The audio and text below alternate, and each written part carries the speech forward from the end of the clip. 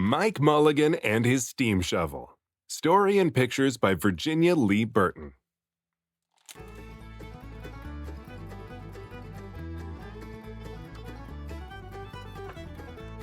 Mike Mulligan had a steam shovel, a beautiful red steam shovel. Her name was Mary Ann. Mike Mulligan was very proud of Mary Ann.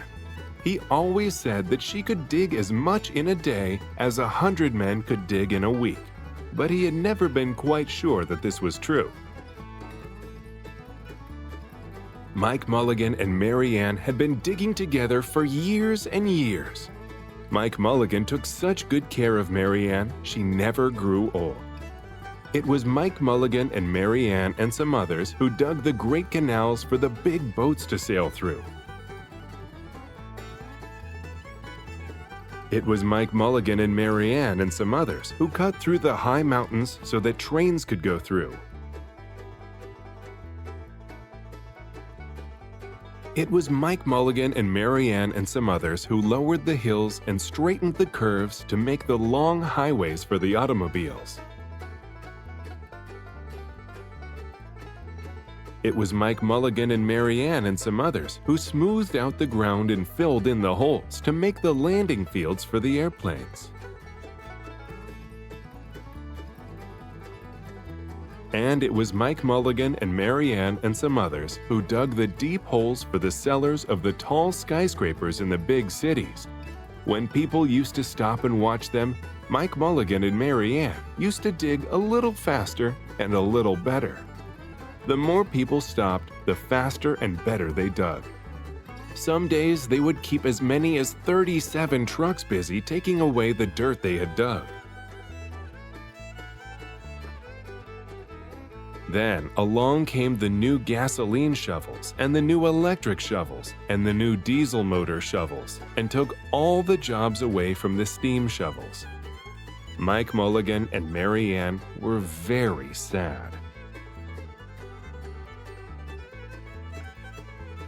All the other steam shovels were being sold for junk or left out in old gravel pits to rust and fall apart. Mike loved Mary Ann. He couldn't do that to her. He had taken such good care of her that she could still dig as much in a day as 100 men could dig in a week. At least he thought she could, but he wasn't quite sure. Everywhere they went, the new gas shovels and the new electric shovels and the new diesel motor shovels had all the jobs. No one wanted Mike Mulligan and Mary Ann anymore. Then, one day, Mike read in a newspaper that the town of Popperville was going to build a new town hall. "We are going to dig the cellar of that new town hall," said Mike to Mary Ann, and off they started. They left the canals and the railroads and the highways and the airports and the big cities where no one wanted them anymore and went away out into the country. They crawled along slowly up the hills and down the hills till they came to the little town of Popperville. When they got there, they found that the selectmen were just deciding who should dig the cellar for the new town hall. Mike Mulligan spoke to Henry B. Swap, one of the selectmen. "I heard," he said, "that you are going to build a new town hall. Mary Ann and I will dig the cellar for you in just one day." "What?" said Henry B. Swap. "Dig a cellar in a day? It would take 100 men at least a week to dig the cellar for our new town hall." "Sure," said Mike, "but Mary Ann can dig as much in a day as 100 men can dig in a week," though he had never been quite sure that this was true. Then he added, "If we can't do it, you won't have to pay." Henry B. Swap thought that this would be an easy way to get part of the cellar dug for nothing. So he smiled in rather a mean way and gave the job of digging the cellar of the new town hall to Mike Mulligan and Mary Ann. They started in early the next morning, just as the sun was coming up. Soon, a little boy came along. "Do you think you'll finish by sundown?" he said to Mike Mulligan. "Sure," said Mike. "If you stay and watch us, we always work faster and better when someone is watching us."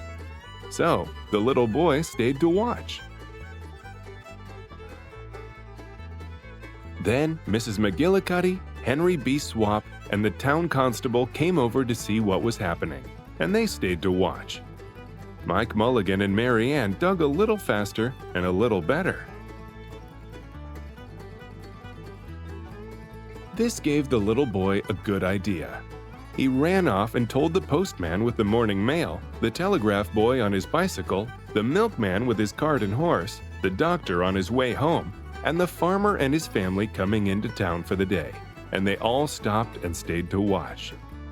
That made Mike Mulligan and Mary Ann dig a little faster and a little better. They finished the first corner neat and square. But the sun was getting higher.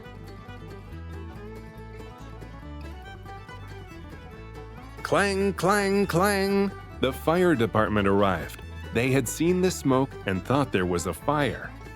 Then the little boy said, "Why don't you stay and watch?" So the fire department of Popperville stayed to watch Mike Mulligan and Mary Ann. When they heard the fire engine, the children in the school across the street couldn't keep their eyes on their lessons. The teacher called a long recess and the whole school came out to watch. That made Mike Mulligan and Mary Ann dig still faster and still better. They finished the second corner neat and square. But the sun was right up in the top of the sky.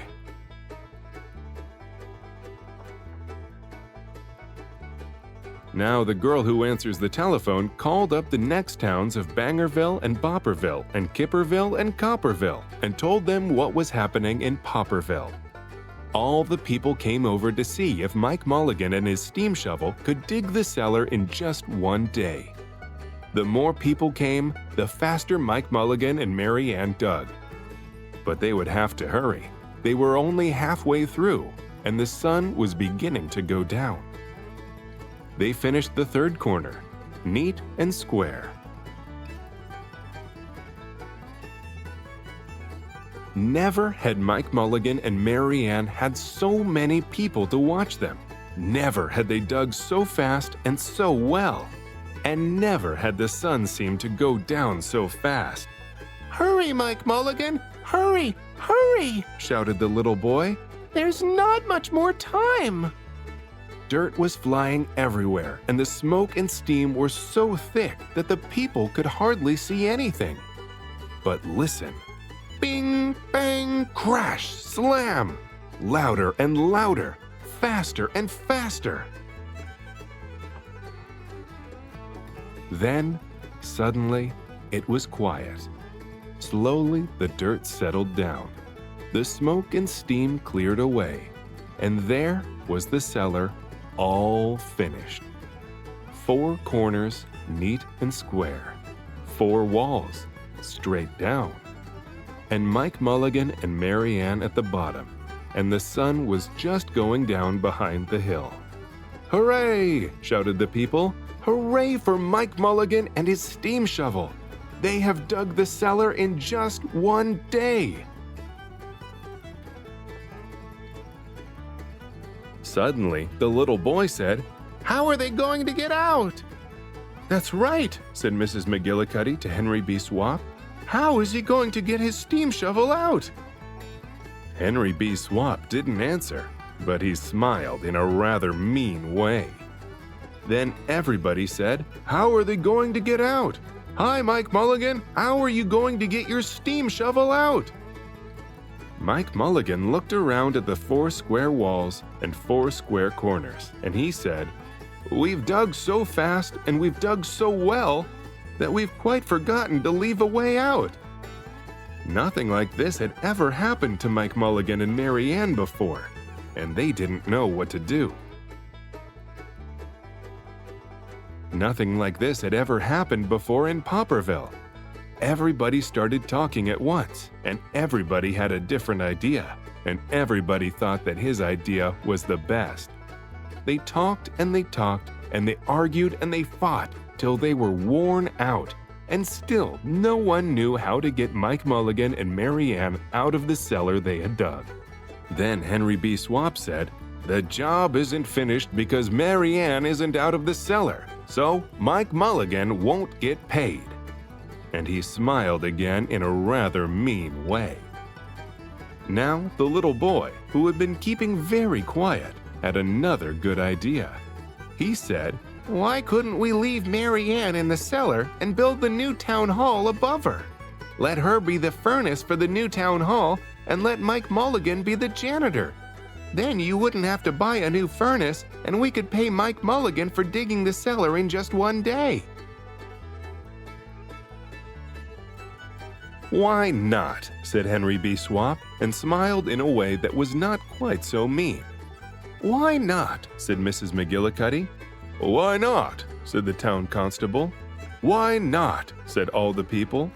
So they found a ladder and climbed down into the cellar to ask Mike Mulligan and Mary Ann. "Why not?" said Mike Mulligan. So it was decided, and everybody was happy. They built the new town hall right over Mike Mulligan and Mary Ann. It was finished before winter. Every day, the little boy goes over to see Mike Mulligan and Mary Ann, and Mrs. McGillicuddy takes him nice hot apple pies. As for Henry B. Swap, he spends most of his time in the cellar of the new town hall, listening to the stories that Mike Mulligan has to tell, and smiling in a way that isn't mean at all. Now when you go to Popperville, be sure to go down in the cellar of the new town hall. There they'll be, Mike Mulligan and Mary Ann, Mike in his rocking chair, smoking his pipe, and Mary Ann beside him, warming up the meetings in the new town hall. The end.